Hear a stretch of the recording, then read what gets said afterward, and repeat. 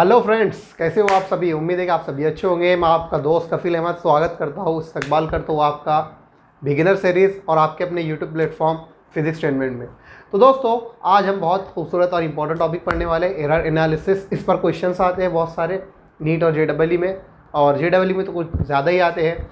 तो चलिए देखते हैं ये टॉपिक क्या है, इसके अंदर क्या क्या हमारे लिए रखा है। तो बिना किसी देरी के चलिए शुरू करते हैं। तो आप पेन और कॉपी के साथ और इसी के साथ कानों में हेडफोन डाले हुए आई होप के रेडी होंगे। तो बिना किसी देरी के चलिए स्टार्ट करते हैं। तो आज हम पढ़ने वाले एरर एनालिसिस। ये पूरे टॉपिक को हम डिस्कस करेंगे, मतलब एरर्स क्या होते हैं, टाइप्स क्या है, और फिर एरर्स को हम मेजर कैसे करेंगे, एरर को ऐड सब्सट्रैक्ट कैसे करेंगे, उसको मल्टीप्लाई और डिवाइड कैसे करेंगे, इसका प्रोसीजर क्या रहेगा। ये सारे कॉन्सेप्ट भी देखेंगे, और इसके साथ जो इंपॉर्टेंट क्वेश्चंस है, प्रीवियस ईयर क्वेश्चंस है, वो सब कुछ हम यहाँ पर डिस्कस करने वाले हैं। तो चलिए शुरू करते हैं।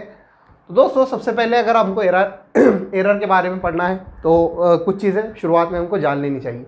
एक्यूरेसी के बारे में हमें पता है, हमको एक वेग आइडिया इसके बारे में है, थोड़ा बहुत आइडिया है कि एक्यूरेसी क्या है। तो इससे पहले मैं बार बार कहता हूँ, पहले चैप्टर का नाम ही हमारा मेजरमेंट है, और एक्चुअली फिजिक्स एक्चुअल में क्या है, मेजरमेंट ही है। हम एक्सपेरिमेंट करते हैं, ऑब्जर्वेशन करते हैं, चीज़ों को मेजर करते हैं, क्वांटिटीज़ को मेजर करते हैं, बस ये हमको करना रहता है। तो जो भी मेजरमेंट होती है उसको हम चेक करते हैं वो कितनी एक्यूरेट है। ओके, तो एक्यूरेसी की डेफिनेशन क्या होगी इस रिस्पेक्ट में, जो मैंने आपके सामने इस कॉन्टेक्स्ट में जो मैंने आपके सामने रखा हो। एक्यूरेसी की डेफिनेशन हो गई, the accuracy of the measurement is a measure of how close the measured value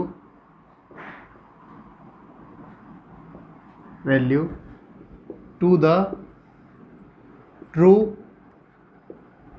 value of given quantity.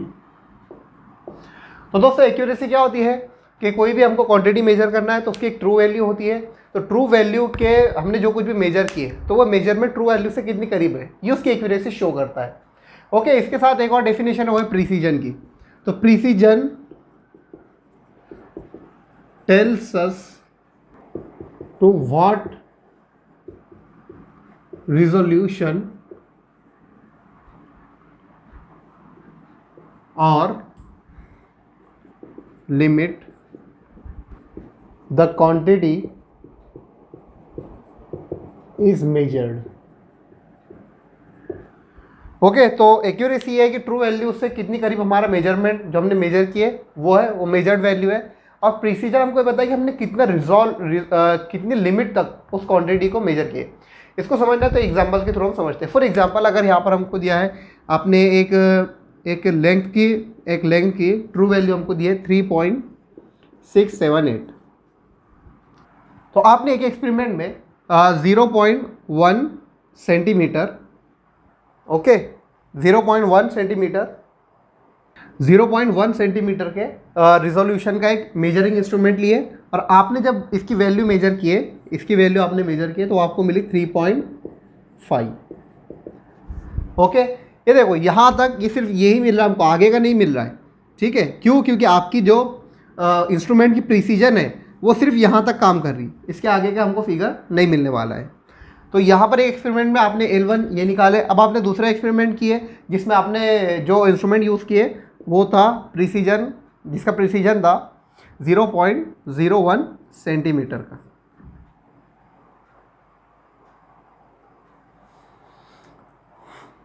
Okay, तो यहाँ पर आपने एक इंस्ट्रूमेंट लिया 0.01 सेंटीमीटर रिजोल्यूशन का, ये इसके प्रिसीजन शो करता है। अब यहाँ पर आपने क्या किया कि इसको जो वैल्यू मिली L2 वो मिली 3.38।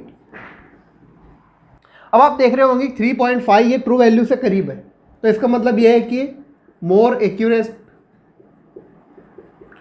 ये जो आपने वैल्यू निकाली है फिर जो मेजर किए ये मोर एक्यूरेट है। लेकिन आप देख रहे होंगे कि ये इसका जो प्रीसीजन या फिर इसका रेजोल्यूशन है वो सिर्फ 0.1 सेंटीमीटर तक है, जबकि हमको ट्रू वैल्यू आगे यहाँ तक भी दी हुई है। तो यहाँ पर आपका जो प्रीसीजन हो जाएगा वो लेस प्रीसीजन हो जाएगा, लेस प्रीसीजन। ठीक है, अब यहाँ पर आप देखिए, यहाँ पर एक्यूरेसी थोड़ी कम है। पहले एक्सपेरिमेंट जो आपने परफॉर्म किए या फिर पहले उसमें जो मेजर किए 3.38, ये 3.678 से बहुत दूर की वैल्यू है इससे अगर कंपेयर करेंगे तो। ठीक है, लेकिन यहाँ पर आप देख रहे हो आपका जो मेजरिंग इंस्ट्रूमेंट है वो 0.01 सेंटीमीटर यहाँ तक वो मेजर कर रहा है चीज़ों को। तो इसका मतलब ये है कि less accurate and more precise. I hope कि आपको इससे क्लियर हो गया होगा कि एक्यूरेसी और प्रिसीजन क्या होते हैं। तो दोस्तों इसको ध्यान में रखना ज़रूरी है, तभी हमको एरर समझ में आएंगे। चलिए बढ़ते हैं एरर इस टॉपिक की तरफ। तो दोस्तों हम सभी ये बात जानते हैं कि इंसान जो है तो गलतियाँ करता है और मिस्टेक्स करता है, और मिस्टेक से ही सीखते रहते हैं हम सब कुछ। तो हम कभी भी इस दुनिया में परफेक्शन नहीं देखते हैं और ना ही देख सकते हैं, ऐसा हम मानते हैं। तो कहीं ना कहीं एरर्स रहेंगे। तो मिस्टेक्स और एरर्स हमारी ज़िंदगी का हिस्सा है और हम उसे कबूल भी करते हैं। लेकिन मिस्टेक्स और एरर्स ऐसे नहीं होते कि हम उसको मतलब आइडियल चीज़ होती है, वो एक नेगेटिव चीज़ होती है, हम उसको कम से कम करना चाहते हैं। तो एरर्स को भी हमारे जो भी हम मेजर करेंगे फिजिक्स में, चीज़ें क्वांटिटी जो भी मेजर करने वाले हैं, उसके अंदर कहीं ना कहीं एरर्स रहेंगे। लेकिन वो एरर्स को हम बढ़ाएंगे नहीं, बल्कि उसको एरर को स्टडी करते हैं इसलिए कि हम उसको एरर को कैसे कम कर सकें। ओके, तो एरर की स्टडी यहाँ पर हम इसीलिए कर रहे हैं। तो चलिए देखते हैं एरर क्या होते हैं। तो एरर बहुत सिंपल आपके लिए अगर मैं लिखूँ तो ये होगा कि अनसर्टेनिटी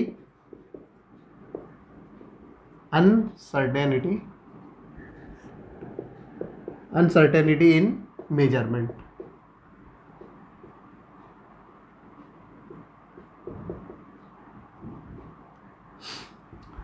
तो मेजरमेंट जो भी आप ले रहे हैं उसके अंदर जो अनसर्टेनिटी रहेगी वो आपका एरर रहेगा। ठीक है, ये सबसे सिंपल इसकी डिफिनीशन है, आपको इसको याद रखना चाहिए। अब देखिए यहाँ पर हमको एरर को स्टडी करना है, तो हमने एरर को क्लासीफाई किया है दो टाइप्स में। जनरली ये कहा जाता है कि सिस्टमेटिक एरर होते हैं और रैंडम एरर होते हैं, लेकिन ये सही क्लासिफिकेशन नहीं है अगर आपको पूरा की पूरा उसको समझना है इस टॉपिक को।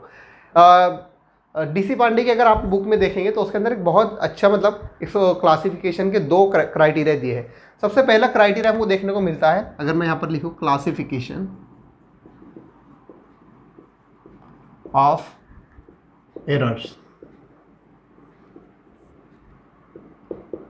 तो यहाँ पर क्लासीफाई हम एरर को अगर करना चाहे तो दो बेस पर कर सकते हैं। सबसे पहला कि जिसको हम देखेंगे वो है कॉज ऑफ एरर्स, और दूसरा अगर हम यहाँ पर लिखे आपके लिए तो ये होगा मैग्नीट्यूड्स ऑफ एरर।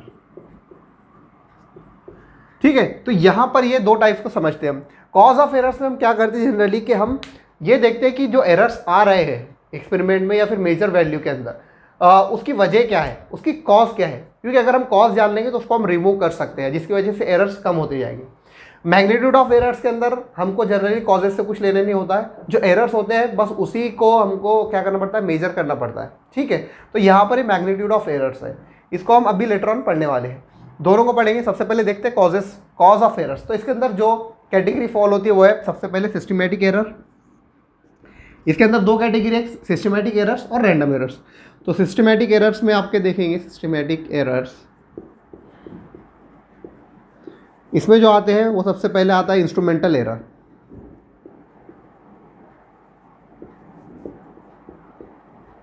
नंबर दूसरा आपका आता है इम्परफेक्शन इन एक्सपेरिमेंटल टेक्निक, और तीसरा आपका आता है इसके अंदर वो होता है पर्सनल एरर। ओके, फिर इसके बाद आता है बी, वो होता है रैंडम एरर्स।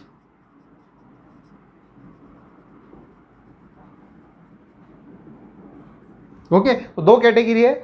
पहले इसके अंदर जो आप देखेंगे तो उसके अंदर भी फर्दर दो क्लासिफिकेशन है, सिस्टमेटिक एरर और रैंडम एरर। अब यहाँ पर हम देखते हैं समझते हैं इसको कि सिस्टमेटिक एरर्स होते क्या है। तो सिस्टमेटिक एरर्स जो होते हैं वो एक ही डायरेक्शन के अंदर जो होने वाले एरर्स होते हैं, मतलब उनका डायरेक्शन एक ही होता है, एक तो पॉजिटिव होगा या नेगेटिव होगा। तो इसके भी तीन टाइप्स है। इंस्ट्रूमेंटल एरर, इंस्ट्रूमेंटल एरर क्या होता है कि इंस्ट्रूमेंट के अंदर कोई खराबी है तो अब मेजरमेंट उसके थ्रू जो बताएंगे वो गलत बताएंगे। जैसे अगर थर्मोमीटर है, अब थर्मोमीटर की जो आपका कैलिब्रेशन है और आप जो मेजर करेंगे, तो फॉर एग्जांपल अगर आप बॉइलिंग वाटर का टेम्परेचर मेजर कर रहे हैं, अब जब उसको मेजर कर रहे हैं तो 100 डिग्री दिखाना चाहिए, लेकिन वो दिखा रहा है 104 डिग्री। तो इसका मतलब क्या है कि उसका जो कैलिब्रेशन है वो 4 डिग्री से उन्होंने पहले से उसके अंदर फॉल्ट तक। ओके, तो ये इंस्ट्रूमेंटल एरर हो गया। अब दूसरा जो है वो इंपरफेक्शन इन एक्सपेरिमेंटल टेक्निक। अब आप क्या करें, किसी का बुखार आपको चेक करना है फॉर एग्जांपल, तो आप ये करें थर्मोमीटर उसके बगल में लगा रहे, जबकि आपको बुखार चेक करना होता है जनरली दूसरी टेक्निक हम यूज़ करते हैं। तो इससे क्या होगा, आपको बुखार का पता नहीं चलने वाला है। तो फिर आप क्या करें, आप एक ख़राब टेक्निक, गलत मेथड यूज़ करें जिसकी वजह से आपको एरर देखने को मिल रहे हैं। तीसरा है पर्सनल एरर्स। अपने बायसेस होते हैं, मतलब फॉर एग्जांपल अगर कोई चीज़ आप देख रहे हैं और देखकर मेजर करना है, तो आपके अगर गर्दन टेढ़ी आप रखते हैं जनरली और आप उसको मेजर करते हो गर्दन टेढ़ी रख रहे हैं आपकी, तो फिर क्या होगा, आपको क्या उसका एंगल आप मेजर कर रहे हो या फिर उसकी जो भी लेंथ और जो कुछ भी साइड्स मेजर कर रहे हो, तो उसमें क्या होंगे, खराबी आ जाएगी, एरर्स आ जाएंगे। तो ये होते हैं पर्सनल एरर्स। ओके, इसी के साथ हो रैंडम एरर्स। रैंडम एरर्स होते हैं जो हमको पता नहीं हो सकते, मतलब वो अचानक से कोई भी सिचुएशन बदल जाएगी उसकी वजह से होगा। जैसा टेम्परेचर फ्लक्चुएशन हो जाएंगे तो उसका असर आपके एक्सपेरिमेंट और मेजरमेंट में दिखेगा। अगर हाई वोल्टेज कम ज़्यादा हो जाए, फ्लक्चुएशन हो जाए वोल्टेज के अंदर, तो उससे प्रॉब्लम हो जाएगी।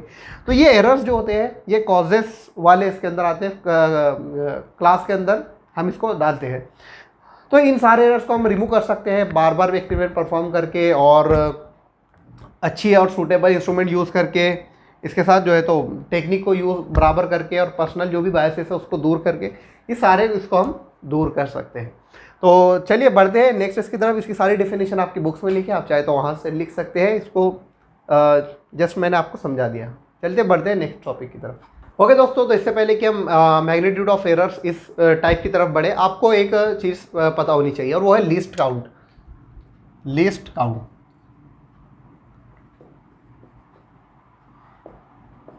जिसको हम शॉर्ट में एलसीबी कहते हैं, ठीक है। तो आपने ये जब 11th के अंदर जब आप गए होंगे शुरू में या फिर जा रहे होंगे अभी, तो वहाँ पर आप जब एक्सपेरिमेंट परफॉर्म कर रहे होंगे तो वहाँ पर ये बार बार आपने सुने होंगे। तो लीस्ट काउंट क्या होता है, the smallest value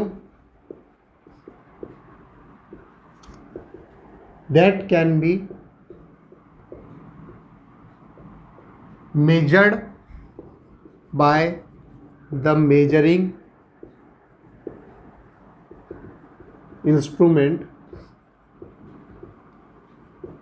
is called the least count। तो जो भी आपका मेजरिंग इंस्ट्रूमेंट है उससे जो स्मॉलेस्ट वैल्यू आप मेजर कर सकते हैं उसको हम कहेंगे लीस्ट काउंट। अगर आपके पास स्केल है, अगर आप अभी ये वीडियो देख रहे हैं तो आप पॉज करें और स्केल निकालें, फिर उसके बाद आप आगे देखें। तो स्केल में आप देख रहे हैं आपकी स्केल सेंटीमीटर वाली होगी और 1 सेंटीमीटर से दूसरे सेंटीमीटर के बीच में आप देख रहे होंगे 10 इक्वल डिवीजन वो होंगे, पार्ट्स होंगे। ओके, इस तरीके से अगर ये आपके 1 सेंटीमीटर, ये स्केल का निशान है 1 सेंटीमीटर और ये है 2 सेंटीमीटर, तो आप यहाँ पर देख रहे हो कि 1 2 3 4 5 6 7 8 9, तो इस तरीके से ये डिवीजन होंगे। अब यहाँ पर ये डिवीजन क्या है, एक डिवीजन जो बराबर है यहाँ पर वो मिलीमीटर के, ठीक है। इसका मतलब ये है कि ये जो आपकी स्केल है वो मिलीमीटर तक मेजर कर सकती है। इसको अगर मैं सेंटीमीटर में लिखूँ तो ये होगा 0.1 सेंटीमीटर। तो यहाँ पर इस स्केल का लीस्ट काउंट क्या हो गया, ये सबसे छोटी स्केल तक किसको मेजर कर सकते हैं, तो 0.1 सेंटीमीटर तक मेजर कर सकते हैं, ठीक है। या फिर 1 मिलीमीटर ये हो सकता है इसका स्मॉलेस्ट, इसका लीस्ट काउंट हो सकता है, ठीक है। तो ये समझना बहुत ज़रूरी है, क्यों, क्योंकि ये आपको बार बार क्वेश्चंस में ये अक्सर ये कॉन्सेप्ट का यूज़ होता है और आप एक्सपेरिमेंट में भी जब परफॉर्म करते हैं तो इसको आपको इसका ख्याल रखना पड़ता है। तो चलिए देखते हैं, इसके साथ आगे बढ़ते हैं। इसके साथ एक एरर होता है, इसको कहते हैं हम least count error, least count error या फिर परमिसिबल एरर भी हम इसको कहते हैं जनरली। लीस्ट काउंट एरर क्या होता है, लीस्ट काउंट तो आपको पता चल गया। अब देखिए लीस्ट काउंट एरर जो है तो ये रिजोल्यूशन या फिर उसके प्रीसीजन से रिलेटेड होता है, जो भी इंस्ट्रूमेंट होता है उसके प्रीसीजन से रिलेटेड होता है। मैंने ये आपको डिटेल में बहुत अच्छे से बता चुका हूँ प्रीवियस लेक्चर में भी, अगर आपने नहीं देखा प्रीसीजन क्या होता है, सिग्निफिकेंट फिगर में मैंने बहुत अच्छे से आपको समझा चुका हूँ, सारे कॉन्सेप्ट बता चुका हूँ। तो ये रिजोल्यूशन मतलब ये कितनी हद तक चीज़ों को मेजर कर रहा है, कितनी स्मॉलेस्ट स्केल तक मेजर कर रहा है, ये इससे रिलेटेड एरर होता है। फॉर एग्जाम्पल अगर यहाँ पर आपने लेंथ मेजर की एक L is equal to 26 millimetre, ठीक है। अब अगर इसमें जो एरर होगा लीस्ट काउंट एरर, अगर मैं इसमें बोलूँ तो लीस्ट काउंट एरर बोले तो यहाँ पर ये सबसे स्मॉलेस्ट स्केल से क्या हो सकती है मेजर करने की, तो वो 1 मिलीमीटर हो सकती है, ठीक है। यहाँ पर आपको दिख ही रहा होगा, तो ये 1 मिलीमीटर हो सकती है। अब इसका मतलब क्या है कि अगर इसके अंदर एरर है लीस्ट काउंट का तो ये 1 मिलीमीटर का होगा, तो इसका मतलब ये है कि हम लिख सकते हैं कि तो इसकी मैक्सिमम वैल्यू क्या हो सकती है, मैक्सिमम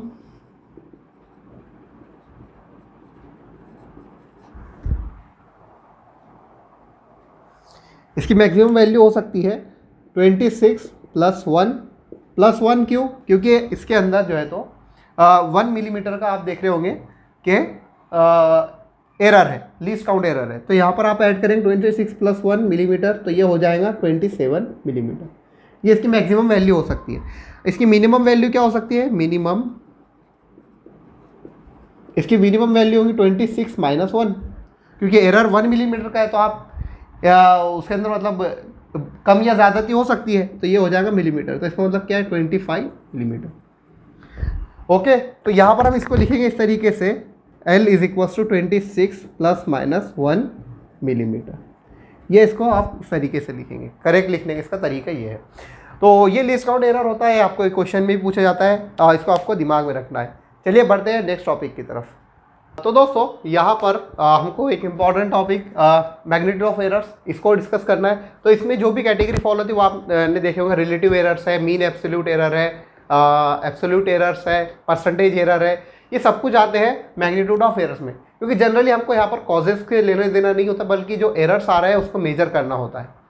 ठीक है, तो इसके अंदर हम जनरली यही सब कुछ देखने वाले हैं। तो चलिए बढ़ते हैं हमारे टॉपिक को, देखते हैं इसमें क्या कुछ रखा हमारे लिए। तो आगे बढ़े, हम एब्सोल्यूट एरर को देखें। इससे पहले आपको एक टर्म याद रहनी चाहिए और वो है मीन वैल्यू। ये मीन वैल्यू क्या होती है आपको ये समझना है। देखिए कई बार क्या होता है कि हमको ट्रू वैल्यू पता होती है, ठीक है। अब ट्रू वैल्यू अगर हमको नहीं पता है फॉर एग्जांपल, तो फिर क्या किया जाए। तो हम ये करते हैं कि जो भी एक्सपेरिमेंट हम परफॉर्म कर रहे हैं उसको बार बार परफॉर्म करते हैं, उसको बार बार मेजर करते हैं, और जो भी रिजल्ट हमको मिलता है, जो भी रिजल्ट हम मिलता है उसको लिखते जाते हैं। फॉर एग्जांपल आपके ने एक एक्सपेरिमेंट परफॉर्म किए, उसका रिजल्ट आपको मिला A1, ठीक है। फिर आपने एक बार और किया, उसका आपको रिजल्ट मिला A2। फिर आपने एक और बार रिजल्ट परफॉर्म किया, आपको वैल्यू मिली A3, ठीक है। अब आप परफॉर्म करते हैं, आपने बहुत सारी मेजरमेंट किया। फॉर एग्जांपल आपने n वैल्यू तक आपने मेजर किए। तो अब आप क्या करेंगे, आपको ट्रू वैल्यू तो नहीं पता थी, तो इसका एक तरीका है, इसको हम कहते हैं अरिथमेटिक मीन लेना इन सबका। तो अरिथमेटिक मीन हम क्या करते हैं, इन सबको ऐड कर देते हैं, जैसे A1 plus A2 plus A3 plus dash dash dash dash AN, ठीक है। अब यहाँ पर ये सबको ऐड कर देंगे, और आपने जितनी बार एक्सपेरिमेंट परफॉर्म की या फिर जितनी वैल्यूज़ आपने निकाले, रिजल्ट्स निकाले, उतने ही नंबर से डिवाइड कर देते हैं। तो यहाँ पर देखिए आपने एक बार किए थे तो A1, दूसरी बार किए थे A2, तीसरी बार किए थे A3, तो आपने कहाँ तक परफॉर्म किए, AN तक। तो यहाँ पर n नंबर्स ऑफ टाइम आपने रिजल्ट प्रोड्यूस किए, तो यहाँ पर उसको उससे डिवाइड कर देंगे। ये हो गई आपकी मीन वैल्यू, इसको हम कहते हैं मीन वैल्यू, A मीन। अब इसकी क्यों ज़रूरत होती है, इसकी ज़रूरत इसलिए होती है कि आप एक्सपेरिमेंट बार बार परफॉर्म करेंगे और मीन ले लेंगे तो आप ट्रू वैल्यू तक पहुंच जाते हैं। तो इन केस जब आपको ट्रू वैल्यू नहीं दी होंगी, जब आपको एक्यूरेट वैल्यू नहीं दी होंगी, तो आप इस तरीके से मीन लेंगे और यही मीन वैल्यू आपकी ट्रू वैल्यू रहने वाली है। तो आपको ये चीज़ ध्यान में रखनी चाहिए। इसकी एक एग्जाम्पल, चलो अगर अब मैं आपको देखना चाहूँ कि अगर आपको एक स्केल से मैंने एक लेंथ मेजर करने के लिए दिया, आपने उसको मेजर किया अलग अलग वैल्यू में, A1 लिखे आपने 3.3 आपको मिला, A2 मिला 3.5, A3 मिला 3.7 एंड देन A4 मिला आपको 3.5। ओके, अब यहाँ पर आपने ये अलग अलग मेजरमेंट किया, आपको ये वैल्यू मिली। अब आपको ट्रू वैल्यू चाहिए तो आप क्या करेंगे, इनको ऐड कर देंगे। अब आपने कितनी वैल्यू निकाले, 4, तो इन सबको ऐड कर दो, 3.3 plus 3.5 plus 3.7 plus 3.5 divided by, अब कितने बार लिए, 1 2 3 4, तो 4 से आप यहाँ पर डिवाइड कर देंगे, ठीक है। अब देखो इसको सॉल्व करेंगे फर्दर, तो क्या मिलने वाला है, 3.3 को 3.7 से हम ऐड करेंगे तो ये हो जाएगा 7, ठीक है, प्लस यहाँ पर 3.5 को ऐड करेंगे तो ये भी अगेन 7 हो जाएगा, डिवाइडेड बाय 4, तो ये होगा 14 divided by 7, 7 1 the 7, 7 2 the, sorry 7 लिख दिया मैंने यहाँ पर, सॉरी, तो ये होगा 14/4, तो 2 2 द 4, 2 7 द 14, 7/2। इसको फर्दर सॉल्व करेंगे तो आपको यहाँ पर मिलने वाला है 3.5, ये वैल्यू मिलने वाली। तो ये आपकी ए मीन, ये वैल्यू क्या हो गई, ए मीन, ये होगी ट्रू वैल्यू 3.5। ठीक है, आई होप कि आपको ये क्लियर हो रहा होगा, ये समझना बहुत ज़रूरी है आपको, वरना आगे की सारी चीज़ें नहीं समझ में आएंगी। तो ये मीन वैल्यू आपकी हो गई, यानी ये ट्रू वैल्यू हो गई। ये कब हुई, जब आपको नहीं दी हुई तो आपने अलग अलग जगह से परफॉर्म किया और आपने ये निकाली। तो ये मीन वैल्यू होती है और इसको आपको दिमाग में रखना ज़रूरी है। चलिए आगे बढ़ते हैं नेक्स्ट टॉपिक की तरफ हमारे। ओके दोस्तों, तो यहाँ पर हम देखते हैं एब्सोल्यूट एरर्स क्या होते हैं। तो एब्सोल्यूट एरर होते हैं the difference between the mean value and the measured value.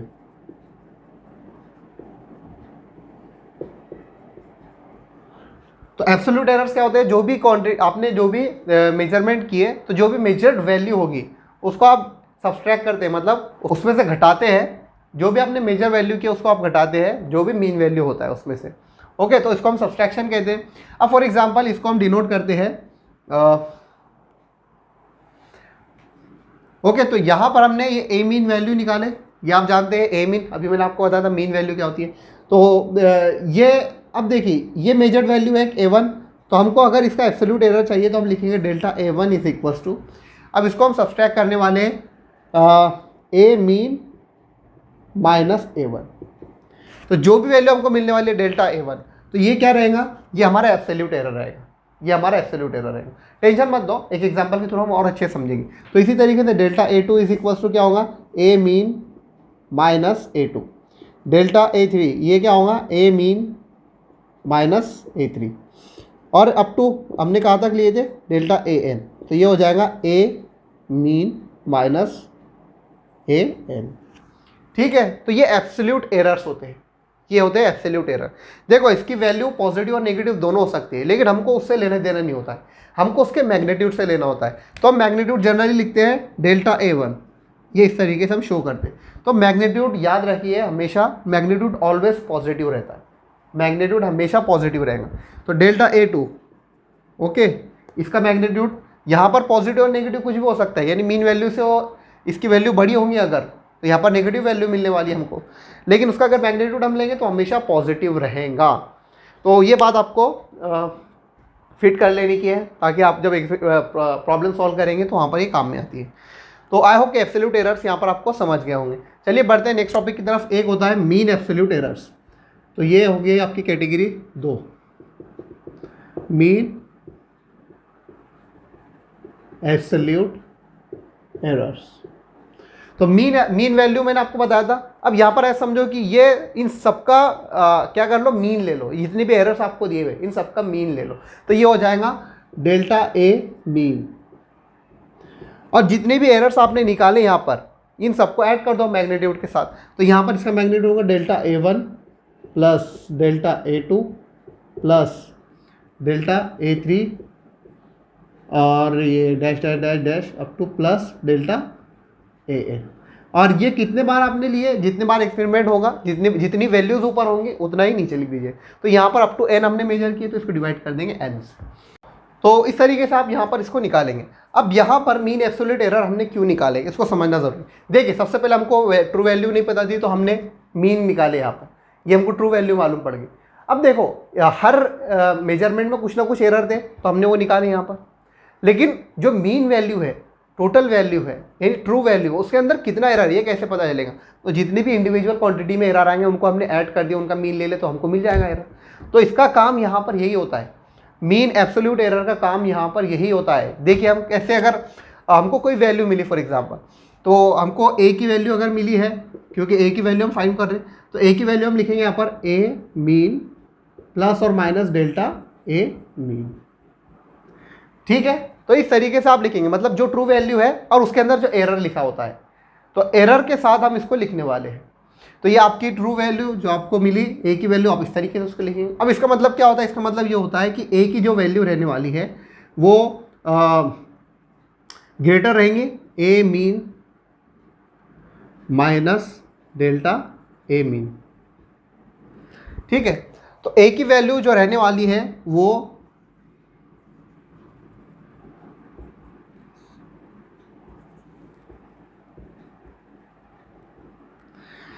तो ए की वैल्यू जो रहेंगी वो दोनों के बीच में लाई करेंगी, मतलब ये इससे ज़्यादा रहेंगी और इससे कम रहने वाली है, यानी मैक्सिमम वैल्यू भी रहेंगी, मिनिमम वैल्यू भी रहेंगी, उन दोनों के बीच में इसकी वैल्यू रहने वाली है। तो आप इस तरीके से लिखेंगे। कोई बात नहीं, अगर नहीं समझ में आ रहा है तो टेंशन की बात नहीं है, एक एक्सपेरिमेंट के एक एग्जाम्पल के थ्रू इसको समझेंगे। तो चलिए बढ़ते हैं नेक्स्ट टॉपिक की तरफ। ओके दोस्तों, तो यहाँ पर रिलेटिव एरर क्या होते हैं? रिलेटिव एरर ये रेशो होते हैं, it is the ratio of mean absolute errors and it is the ratio of mean absolute errors and mean value। तो रिलेटिव एरर जो होता है आपके वो रेशो होते हैं किसका? मीन एब्सोल्यूट एरर का और मीन वैल्यू का। तो यहाँ पर हम लिखेंगे delta A mean divided by A mean. तो ये जो वैल्यू होती है ये आपकी रिलेटिव एरर होती है। हम इसको बहुत यूज़ करने वाले हैं, आपको इसको मतलब एग्जाम्पल में ज़्यादातर बेस्ड एग्जाम्पल इसी पर होती है, तो आपको इसको याद रखना है अच्छे से। तो इसको अगर हम परसेंटेज के टर्म में लिखें, ओके, तो यहाँ पर होगा परसेंटेज एरर। तो रिलेटिव एरर को अगर हम परसेंटेज में लिखे तो ये हो जाएगा हमारा परसेंटेज एरर, ए मीन, ये हो गया आपका परसेंटेज एरर। ठीक है, ये परसेंटेज एरर है, चौथी कैटेगरी आपकी। तो फ्रैक्शनल रिलेटिव एरर या फिर फ्रैक्शनल एरर भी हम इसको कहते हैं। इसको आप जब इस तरीके से लिखते हैं तो ये परसेंटेज एरर बन जाता है। हम जनरली जो भी लिखते हैं वैल्यूज़ तो इसी के फॉर्म में लिखने वाले, जनरली ज़्यादातर आपको इसी देखने को मिलेगी। तो चलिए, ये सब कुछ आपने देखा, अब इस पर बेस हम एग्जाम्पल देखते हैं ताकि हमको अच्छे से समझ में आ जाए कि आखिर इसको करते कैसे, इसका हमको काम क्या है। चलिए बढ़ते हैं एग्जाम्पल की तरफ। ओके फ्रेंड्स, तो यहाँ पर एक अच्छी एग्जांपल हमको दी है और चलिए देखते हैं, इसमें सब कुछ हमको समझ में आ जाएगा जो कुछ भी हमने अभी तक पढ़े। The diameter of a wire as measured by screw gauge. तो एक इंस्ट्रूमेंट हमने लिए स्क्रू गेज, उससे हमने इसके डायमीटर को मेजर किए वायर के, तो हमको जो मिला वाज फाउंड टू बी। पहले एक्सपेरिमेंट के अंदर हमको मिला ये, दूसरे में हमको मिला ये 2.620, पहले में मिला 2.625, ये दूसरे में मिला 2.630, ये तीसरे में मिला 2.628, ये चौथे में, और ये 2.646। ऐसे हमने 5 रीडिंग लिए। कितने रीडिंग लिए? 5 रीडिंग लिए। ओके, तो यहाँ पर हमको वो क्या क्या मेजर करने के लिए बोल रहा है? सबसे पहले बोल रहा है कि मीन वैल्यू ऑफ डायमीटर, इनकी मीन वैल्यू हमको बतानी है, यानी करेक्ट वैल्यू, ट्रू वैल्यू बतानी है। इसके बाद हमको बताना है absolute errors. Okay, absolute error हमको बताना है। इसके बाद मीन एब्सोल्यूट एरर बताना है, फ्रैक्शनल एरर या फिर रिलेटिव एरर हमको पूछा है। इसके बाद हमको पूछा है परसेंटेज एरर, और जो भी रिजल्ट है उसको हमको परसेंटेज के फॉर्म में शो करना है। तो चलिए इसको सॉल्व करना हम शुरू करते हैं। सबसे पहले तो हम इसकी वैल्यू देखेंगे, ए मीन हम इसके निकालेंगे सबसे पहले। तो ए मीन जो बराबर होगा, ये देखो, ये पांचों एक्सपेरिमेंट हम 5 बार हमने इसके रिजल्ट निकाले, तो इसको हम लिख लेंगे, इनको ऐड कर देंगे। तो इनको ऐड करेंगे हम 2.620 प्लस 2.625 प्लस 2.630, और ये हो जाएगा प्लस 2.628, 1 2 3 4 प्लस 2.626। ओके, तो यहाँ पर हमने ये इनको ऐड कर दिए। अब देखो, ये ए मीन निकालना, तो जितने हमने एक्सपेरिमेंट जितनी वैल्यूज लिखी है उतनी बार हमको डिवाइड करना पड़ता है, उतने ही नंबर से डिवाइड करना पड़ता है, 1 2 3 4 5। तो यहाँ पर हम 5 से डिवाइड कर देंगे। चलिए इसको सॉल्व करते हैं। तो इनको सॉल्व करने पर हमको क्या मिलने वाला है? इसको सॉल्व करेंगे तो हमको मिलेगा 0 + 5 5 + 0, और फिर ये अगेन 5 + 8 13 13 + 6, तो 13 + 6 हो जाएगा आपका 19, 19 का 9 यहाँ पर हमने लिखे, कैरी किए 1 इसके साथ, तो ये हो जाएगा 3 3 + 2 हो जाएगा आपका 5 5 + 3, ये हो जाएगा 8 8 + 2, यहाँ पर आपको मिलेंगे 8 + 2 10 10 + 2 12, तो यहाँ पर आपने लिखे 2 और कैरी करें यहाँ पर 1। ठीक है, अगेन ये भी हो गया आपका, ठीक है, ये भी हो गया 6, तो 6 + 7 7 7 + 6 ये होगा 13 13 + 6 यहाँ पर होगा 19 19 + 6 यहाँ पर होगा 25 25 + 6 ये होगा 31 31 का 1 हमने कैरी किए 3 2 + 3 हो जाएगा 5। ओके, 5 + 2 यहाँ पर 7 7 + 2 9 9 + 2 ये कितना होगा? 9 + 2 होगा हमारा 11 11 + 2 13 होगा। ठीक है, तो यहाँ पर हमको मिलेगा 13.2 125 डिवाइडेड बाय 5। अब इसको जब हम फर्दर सॉल्व करेंगे तो हमको मिलने वाला है, वैल्यू आपको मिलेगी 2.6258 इस तरीके से मिलेगी। अब देखो यहाँ पर, ये देखो इसमें सबसे कम सिग्निफिकेंट फिगर कौन थे, तो यहाँ पर आपको डेसिमल के बाद 3 ही देखने को मिलेंगे, क्योंकि आपका जो भी वैल्यू थी जो जिससे भी आपने मेजर किए वो रिजोल्यूशन, उसका जो प्रिसीजन था वो यहाँ तक था। ये 5 आपका सिग्निफिकेंट फिगर नहीं काउंट होगा यहाँ पर। क्यों नहीं होगा? क्योंकि आपका ये मेजरमेंट का हिस्सा नहीं है, मेजरमेंट आपकी सिर्फ ये है, तो मेजरमेंट में जो कुछ भी होने वाला है वही आपके सिग्निफिकेंट फिगर में काउंट होगा।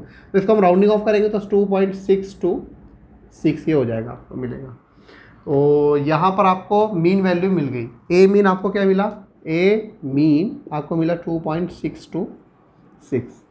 ठीक है, तो ये वैल्यू आप देखिए और चलिए आगे बढ़ते हैं फिर अब। तो इसके बाद हमने ये निकाल लिए मीन वैल्यू ऑफ डायमीटर। ठीक है, पार्ट हमारा हो गया। अब हम देखते हैं बी पार्ट। तो बी पार्ट हमको क्या निकालना है? एब्सोल्यूट एरर निकालना है। तो एब्सोल्यूट एरर में हम क्या करेंगे? एब्सोल्यूट एरर में से मीन वैल्यू जो भी निकली उसमें से इंडिविजुअल वैल्यू को सब्सट्रैक्ट करते जाएंगे। तो चलिए कैसे करेंगे इसको हम देखते हैं। तो डेल्टा A1 हमको दिया है यहाँ पर, ये A1 है, ये A2 है, ये A3 है, ये A4 है, ये A5। ओके, तो चलिए इसको सॉल्व करते हैं। Delta A1 is equals to हमको मिलेगा यहाँ पर ये डेल्टा A1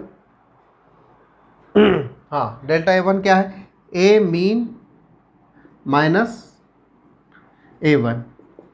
तो ए मीन हमको क्या मिला? ये मिला 2.626 माइनस A1 क्या है आपको? A1 आपको दिया हुआ हमको 2.620। अब इसको सब्सट्रैक्ट करने जाएंगे तो हमको मिलने वाला है हाँ यस, ये मिलेगा हमको 0.006। देखिए ये यहाँ तक तो वैल्यू सेम है, तो ये वैसे ही वैसे सब्सट्रैक्ट हो जाएगा।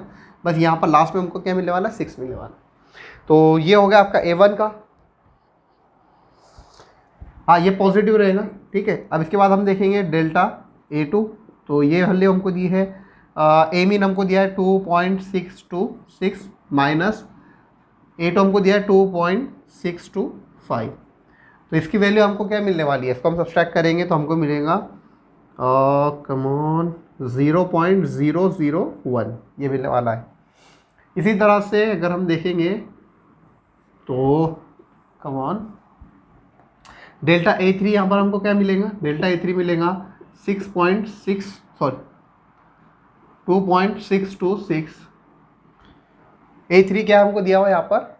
माइनस 2.630। तो इसकी वैल्यू हमको मिलेंगी डेल्टा A3 की। डेल्टा A3 हमको मिलेगा डेल्टा A3 माइनस 0.004। ठीक है, ये 2.626 में से माइनस 2.630 आप ये कर रहे हैं तो आपको ये मिलने वाला है। अब इसके बाद डेल्टा A4 हमको क्या मिल सकता है? डेल्टा A4 हमको मिलेगा, डेल्टा A4 क्या है? तो 2.626 माइनस डेल्टा A4 हमको दिया है ये 2.628 और इसकी फाइनल वैल्यू हमको मिलेंगी माइनस 0.002। डेल्टा A5 हमको क्या मिलने वाला है? 2.626 माइनस क्या हमको दिया है? 2.626। सेम वैल्यू है तो हमको 0 मिलने वाला है। डेल्टा A5 हमको 0 मिलेगा। Delta A5 is equals to 0।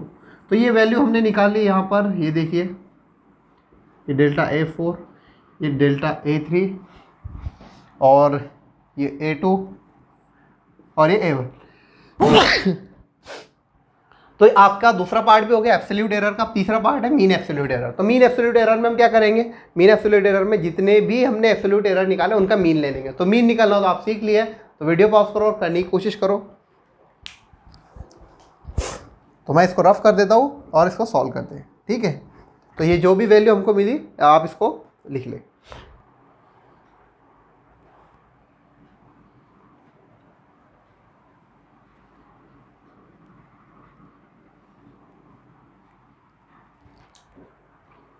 तो सी पार्ट हमारा है मीन एब्सोल्यूट एरर। तो मीन एब्सोल्यूट एरर, तो मीन एब्सोल्यूट एरर क्या है भाई? ये सब कुछ जो कुछ भी है उनका हमको क्या करना है? एडिशन कर देना है, जितने भी हमने निकाले। ठीक है, तो ये हो जाएगा delta A1 plus delta A2 plus delta A3 plus delta A4 plus delta A5 divided by 5।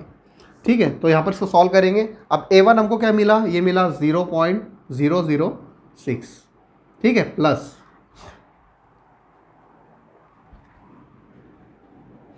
हाँ डेल्टा A2 इसकी वैल्यू क्या है 0.001। अब डेल्टा A3 की वैल्यू क्या माइनस है, तो हमने इसका मैग्नीट्यूड लिया और मैग्नीट्यूड में माइनस साइन हट जाएगा, यानी पॉजिटिव हो जाएगा, तो ये हो जाएगा 0.004। फिर A4 हमको क्या मिला, A4 मिला 0.002, ये अगेन माइनस है तो पॉजिटिव हो जाएगा, और ये लास्ट में हमको मिला 0। ये 0 है तो उसको छोड़ना बांधना है, तो आप क्या करेंगे, फिर इसको छोड़ देंगे तो यहाँ पर जब काउंटिंग करेंगे तो कम भरेंगे और अल्टीमेटली आपको वैल्यू गलत मिलने वाली है। तो ये 1 2 3 4 5 वैल्यू तो 5 से डिवाइड कर देंगे। अब इसको जब हम सॉल्व करेंगे तो ये मिलेगा हमको 6 + 1 7, 7 + 4 11, 11 + 2 13, तो ये हो जाएगा 0.013 डिवाइडेड बाय 5। ठीक है, ओके, तो इसको सॉल्व करने के बाद आपको मिलेगा 0.0026। अब इसको राउंडिंग ऑफ करेंगे कि ये 4 यहाँ पर ये देख सकते हैं आपके, हमको यहाँ तक इसी वैल्यू तक लिखना है, इसी प्लेस तक लिखना है, ये इसी प्लेस तक। अब ये इसके आगे 4 वगैरह, इसके आगे मतलब कट ऑफ डिजिट हमारा 2 है, तो इसके आगे 6 है तो हम लिखेंगे 0.0, ये 6 से ज़्यादा है तो ये हो जाएगा 1 से बढ़ जाएगा, तो इसका मतलब सॉरी 5 से ज़्यादा 6 है, तो यहाँ पर हम इसको क्या करेंगे 1 से बढ़ा देंगे, तो आपका मीन एब्सोल्यूट एरर यहाँ पर मिल गया। इसको हम लिखते हैं डेल्टा A मीन।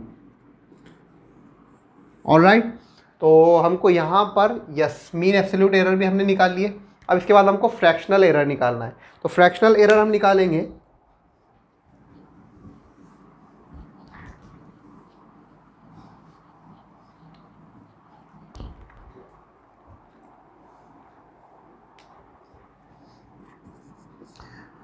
तो रिलेटिव एरर और फ्रैक्शनल एरर दोनों भी आप इसको कह सकते हैं, आपकी मर्जी। तो आपका इसका फॉर्मूला क्या होता है, delta A mean divided by A mean.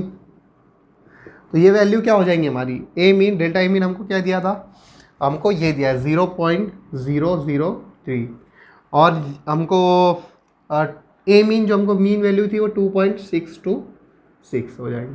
तो अगर आप इसको सॉल्व करने जाएंगे तो आपको अप्रॉक्सीमेटली जो वैल्यू मिलेंगी वो मिलेंगी 0.001, ये मिलने वाली।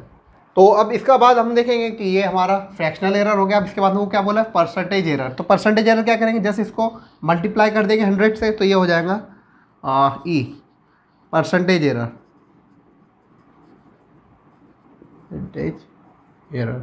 तो परसेंटेज एरर में हम क्या करते हैं 0.001, इसको 100 से मल्टीप्लाई कर देंगे तो ये हो जाएगा 0.1%।